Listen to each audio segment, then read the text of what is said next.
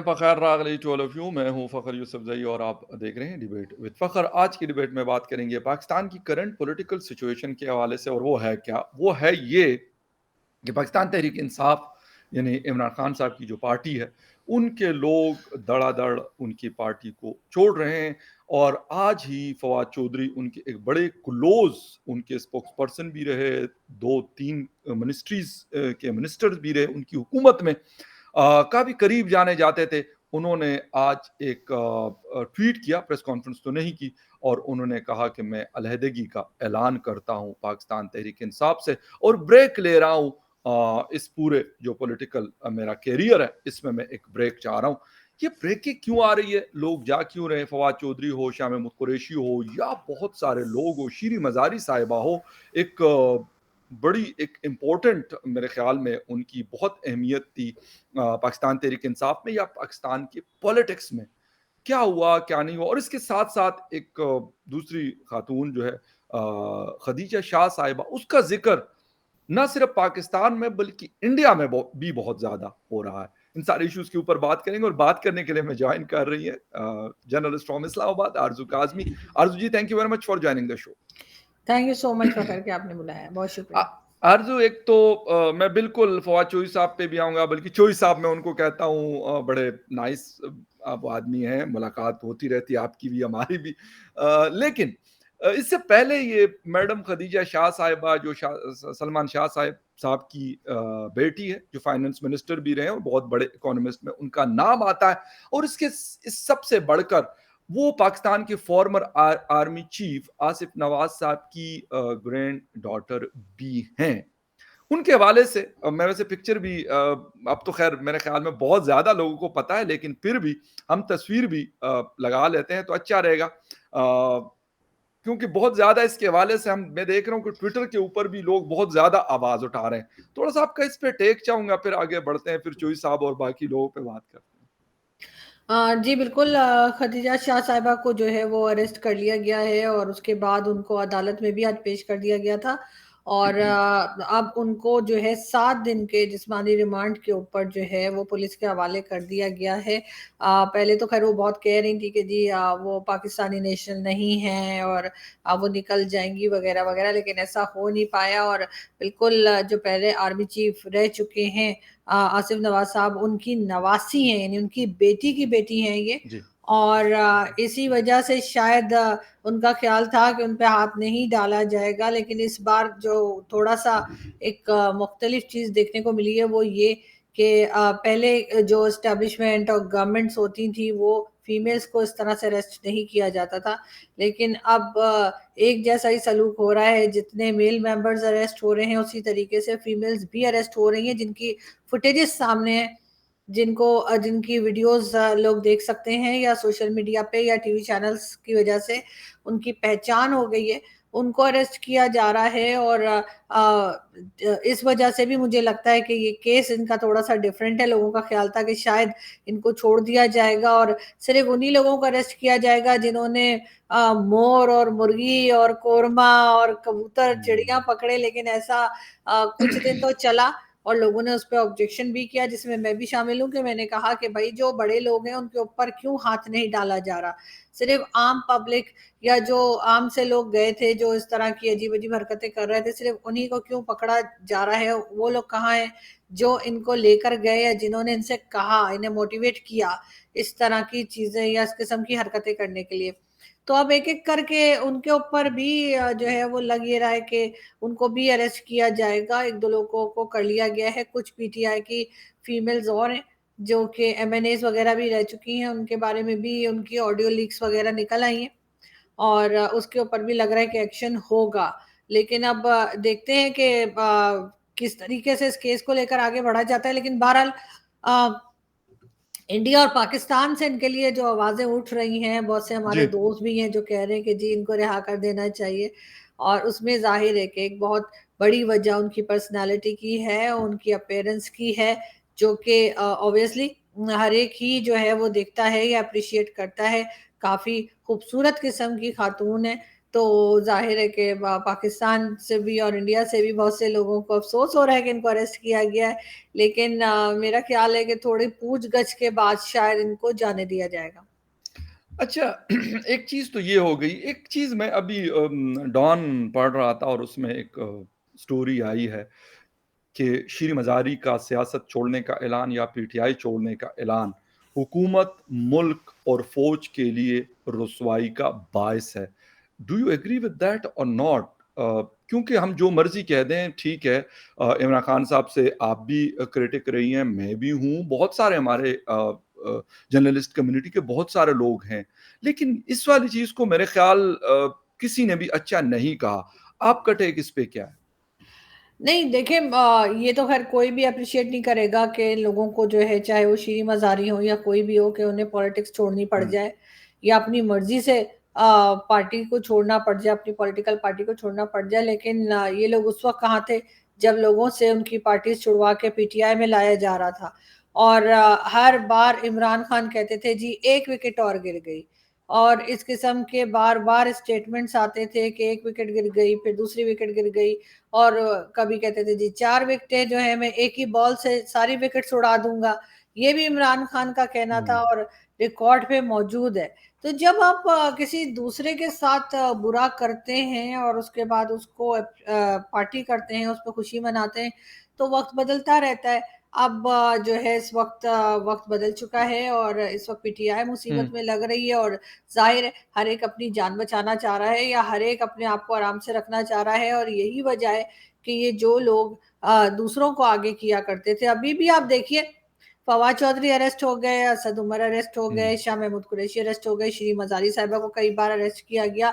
लेकिन इन सबके पीछे जो आदमी मौजूद है, जो कह रहा है इन सबको इस हाल तक पहुँचाया है, जिसने इनको अरेस्ट हुँ, करवाया है, हुँ, इमरान खान, वो अभी तक अरेस्ट नहीं हुए और हर बार वो निकल जाते हैं। ये चीज़ समझनी होगी इन हुँ, पॉलिटिकल लीडर्स को भी जी। और पब्लिक को भी, कि जो आदमी खुद अरेस्ट नहीं हो रहा, वो आपको अरेस्ट होने को कह रहे हैं। इमरान बिल्कुल, खान की एक ऑडियो बिल्कुल। भी आजकल वायरल है, जो कि उन्होंने स्पेस में वो बात कर रहे थे, ट्विटर यानी ट्विटर स्पेस पे जी, बात जी। कर रहे थे, और उसमें खान साहब ने कहा पब्लिक से कि आप मर जाइए, हुँ, लेकिन इस किस्म की गुलामी को कबूल बिल्कुल। ना कीजिए। जी, लेकिन बिल्कुल। इमरान खान खुद जिस तरह की सिक्योरिटी लेकर चलते हैं, वो मेरा ख़्याल है कि वो देखकर लोगों को समझना चाहिए कि हरगिज़ अपनी जानें ना दें इस किस्म के लीडर्स के लिए, जो खुद तो कभी सर पे डस्टबिन और कभी 2-2 सौ गार्ड्स लेकर चलते हैं। अभी भी इमरान खान की सिक्योरिटी मज़ीद बढ़ाई गई है, हाँ और जी, कल परसों खबर आ रही थी कि पहले जितने गार्ड्स थे उनके साथ उसमें और इज़ाफ़ा किया गया है। लेकिन सही। आम पब्लिक को वो कहते हैं कि मर जाओ, ऐसा क्यों?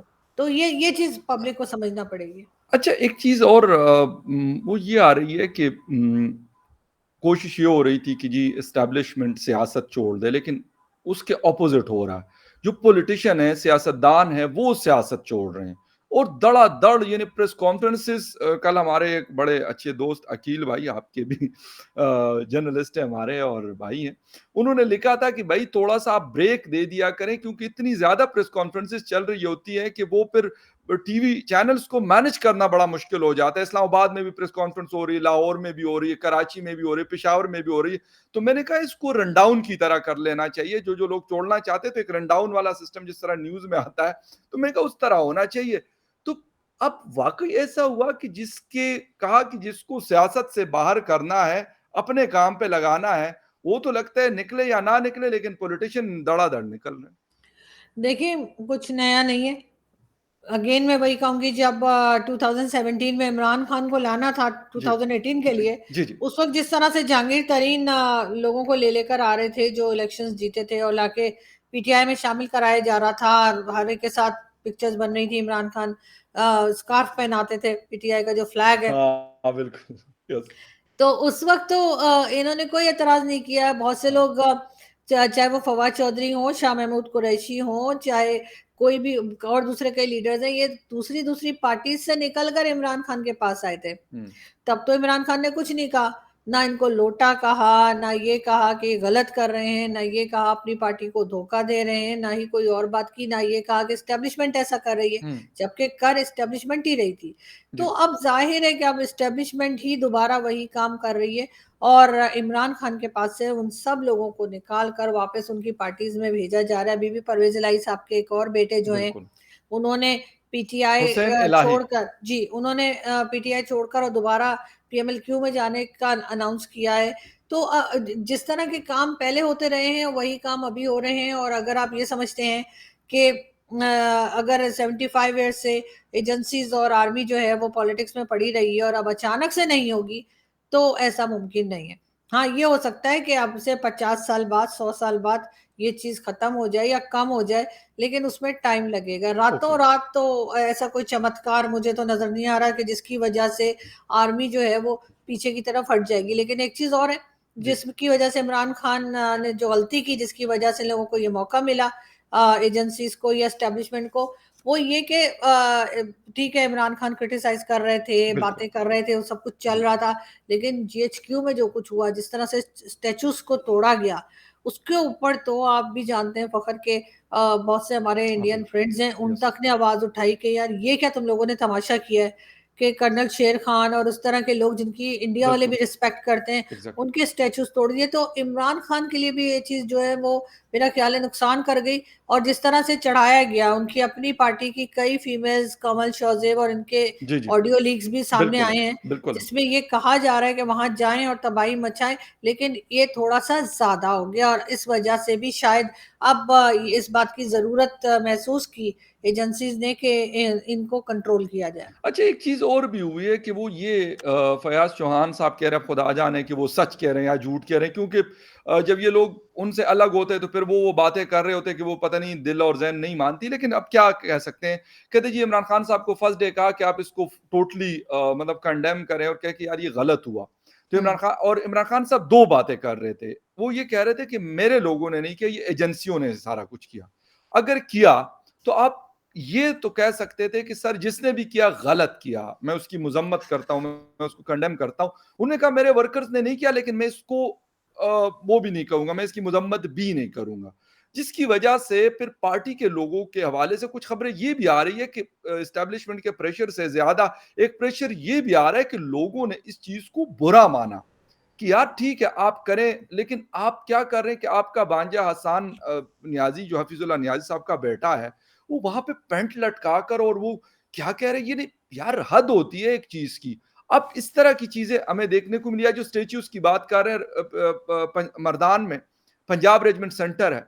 यार मतलब वो कहते हैं ना कि उस दिन मैं किसको सुन रहा था कि वो कहते हैं कि यार हुँ, जो शहीद आपके फोर्सेस के होते हैं, वो हुँ, सबके होते हैं। वो बिल्कुल। किसी का उसका ताल्लुक इससे नहीं होता कि यार ये हुँ, मर्दान का था कि पेशावर का था कि कराची का था कि पंजगूर का था कि क्वेटा का था और ये पाकिस्तान आर्मी से था, एफसी था, पुलिस से था। नो, वो सबके होते हैं। वो इंडियन फोर्सेस के हो तो यकीनन पूरे इंडिया के लोग, वो अलग अलग लैंग्वेजेस बोलते हैं, एक दूसरे से हो सकते हैं डिफर करते हो, ख्यालात अलग हो, लेकिन वो अपनी शहीदों को एक अलग से वो रखेंगे। इसी तरीके से पाकिस्तान में भी ये चीज होती है, बल्कि शायद दुनिया भर में ये चीज होती है कि वो लोग किसके लिए वो लड़े थे। बाकी हम एस्टेब्लिशमेंट की जो इंटरफेरेंस है उससे इख्तिलाफ हम कर सकते हैं, हम करते भी हैं, बहुत सारे लोग करते हैं और होना भी चाहिए। लेकिन ये वाला जो इशू है, बहुत सारे उनके जो पार्टी के लोग हैं वो कह रहे हैं यार हमारे उससे ये बाहर था, हम इसको डिफेंड नहीं कर पा रहे थे, इसलिए भी हमने इमरान खान साहब को छोड़ा। देखिए ऐसा नहीं है कि हम लोग क्रिटिसाइज़ नहीं करते, हम जी, सभी लोग क्रिटिसाइज़ करते हैं बिल्कुल, और बल्कि मैं तो तस्वीरें दिखाकर एग्जैक्टली, नाम ले लेकर बात करती हूँ। जी, एस्टेब्लिशमेंट का भी और फौजी जनरल्स का भी बहुत बार नाम भी लेते हैं, हम पिक्चर्स भी लगाते हैं, हम सोशल मीडिया पे भी बोलते हैं, अपनी वीडियोज़ में भी बात करते हैं। लेकिन इस तरह से स्टैच्यूज़ तोड़ देना और ये सब कुछ और इमरान खान साहब कह रहे हैं कि जी उन्होंने नहीं कहा। आपको याद होगा जिस वक़्त ये सब कुछ हुआ था और उसके बाद फिर इमरान खान को दोबारा बुलाया गया था अदालत में, जी, तो खान साहब ने क्या कहा था कि अगर मुझे अरेस्ट किया गया तो इस वक़्त जो हुआ है उससे कहीं ज़्यादा बढ़कर होगा। बिल्कुल, हाँ, बिल्कुल, याद है इमरान यस, खान बिल्कुल की ये सही, स्टेटमेंट आई थी जी, और इसका मतलब ये है कि इमरान खान साहब ना सिर्फ अप्रिशिएट कर रहे थे इस सब चीज़ को, बल्कि वो ये कह रहे थे कि अगर मुझे दोबारा अरेस्ट किया गया तो इससे भी ज़्यादा तबाही या इससे भी ज़्यादा बढ़कर हम बिल्कुल, देंगे। बिल्कुल। ये स्टेटमेंट इमरान खान का कम से कम मैंने तो सुना था। और उसके बाद ये कहना कि नहीं हमने तो कुछ किया ही नहीं है और हम तो इन्वॉल्व ही नहीं है, तो हमारे लोग ही नहीं है। ये लोग इन्हीं के थे, ये लोग पीटीआई के ही यस, थे। एग्ज़ैक्टली। सिर्फ एक चीज जो एस्टेब्लिशमेंट की तरफ से मुझे लगता है की गई, वो ये कि इनको रोका नहीं गया। सही। उन्होंने होने दिया जो हो रहा था, और उसके बाद उन्होंने उसी चीज को अपने लिए इस्तेमाल किया कि देखो ये हाल किया, और इसी वजह से इमरान, वो जो कहते हैं ना कि इमरान खान साहब कहते थे हमेशा कि जी आर्मी चीफ जो है ना वो कौम का बाप होता है। तो बाप बाप होता है, बाप को पता है कि वो बच्चे को बिगाड़ना कैसे, और बाप को पता है कि किस सुधारना वक्त कैसे? सुधारना कैसे है, कान के नीचे दो कप देनी है। तो सही। इमरान खान साहब जो बाप बताते रहे आर्मी चीफ को, तो आर्मी चीफ या एजेंसीज ने भी उनको बता दिया कि बेटा हमें भी तुम्हें सही करना आता है। तो उन्होंने बिल्कुल अब जो किया है, तो इस वक्त हाल ये है कि एक एक करके सब भाग रहे हैं इमरान हुँ, खान के पास से। और लेकिन प्रॉब्लम ये कि चाहे इमरान खान हो चाहे कोई दूसरी पॉलिटिकल पार्टी हो, अपनी गलती से ये लोग सीखेंगे नहीं, और ना ही एग्ज़ैक्टली, एस्टेब्लिशमेंट सीखेगी। एग्री, एस्टेब्लिशमेंट को भी चाहिए कि भाई आप पॉलिटिक्स से बाहर रहें, आप इसमें इंटरफेयर ना करें, अपने आप को साफ रखें, बिल्कुल, अपनी अपने बिल्कुल। काम से काम रखें, लेकिन वो भी अपने काम के अलावा दुनिया जहान का काम कर रहे हैं। 9th मई से लेके आज का दिन हो गया है, टीवी हो चाहे कोई हाँ, रोड हो, अपनी हाँ, पब्लिसिटी से रुक ही नहीं रहे। धड़ा-धड़ बताए चले, आज पूरा प्रोग्राम में देख रही थी वो शीरी रहमान और कौन-कौन वहाँ पर आके बात कर रहा था। तो जी। ये क्या-क्या इवेंट्स कर रहे हैं, करोड़ों रुपए ये उसमें उड़ा रहे हैं बजाए इसके कि अच्छा, किसी ढंग का काम करें कुछ। अर्ज एक चीज़ और बड़ी इम्पोर्टेंट जो मुझे भी पता चली, हो सकता है आपको भी पता हो, लेकिन मतलब मैं आपसे पूछना चाह रहा हूँ कि जिस वक़्त ये सारा इंसिडेंट हुआ, army chief general Asim Munir साहब जो हैं वो ओमान में मौजूद थे। कुछ खबरें ये भी आई है कि इमरान खान साहब चाहते थे कि कुछ इस तरह का हो कि, क्योंकि ये तो उनको पता है कि कुछ लोग उनको सपोर्ट कर रहे हैं, जिसमें अच्छी पोस्टों पे, बड़े पोस्टों पे बैठे हुए लोग हैं, हुँ। आम लोगों से हटकर, यानी आम जो फोर्सेस के लोग हैं। तो वो ये चाहते थे कि बीच में से कुछ इस किस्म का सिस्टम हो जाए कि, खुदा न खास्ता मैं ये कहूँगा कि वो ऐसी चीज़ हो जाए कि आपस में एक लड़ना शुरू हो जाए। यानी वो लोग जो प्रो इमरान खान हैं और वो लोग जो अपने, लाज़मी सी बात है, एक इदारे के लिए काम करते हैं, मुल्क के लिए काम करते हैं, तो वो लोग अलग, यानी मैं ये नहीं कहता कि प्रो शहबाज शरीफ या प्रो इमरान खान, इस तरह नहीं। Pro Imran Khan versus rest of the जो उनके एस्टैब्लिशमेंट के या जो लोग थे। कहते हैं कि ये पूरी प्लान के तहत ये किया गया और ये तैयार किया गया था कि जनरल आसिम मुनीर को हटवाना है और अपनी मर्ज़ी के लोगों से कू करवाना है या टेक ओवर करवाना है। नहीं, ये बात चल तो बहुत रही है, लेकिन जी, लोग यही कह रहे हैं कि ऐसा हो नहीं सकता, क्योंकि आर्मी ऐसा होने नहीं देगी। आर्मी कभी भी इस चीज़ को नहीं आने देगी कि ये किया जाए कि जी अब हर पॉलिटिशियन जो है या हर प्राइम मिनिस्टर या जी, फॉर्मर प्राइम मिनिस्टर अपनी मर्ज़ी का आर्मी चीफ ले आए, और एक आर्मी चीफ जो ऑलरेडी सेलेक्ट किया जा चुका है उसको हटा दिया जाए। जी, क्योंकि अगर एक बार भी ऐसा हुआ तो फिर ये रिवायत बन जाएगी, और जो भी आएगा प्राइम मिनिस्टर वो कहेगा जी इसको हटाओ और फलाने को लाओ। तो जी। ये चीज़ बहरहाल आर्मी नहीं होने देगी, और यही नहीं, वजह है। नॉर्मल हटाना तो और है, लेकिन लड़वा के हटवाना ये बड़ा एक नहीं, मतलब किसी भी इंटरेस्टिंग तरीके, स्टोरी है। देखें किसी भी तरीके से, चाहे नॉर्मल हटाएँ, चाहे लड़ के हटाएँ, लेकिन ये चीज़ आर्मी कभी भी नहीं होने देगी। इस चीज़ में कम से कम हुँ, एक पेज पर हैं सब लोग।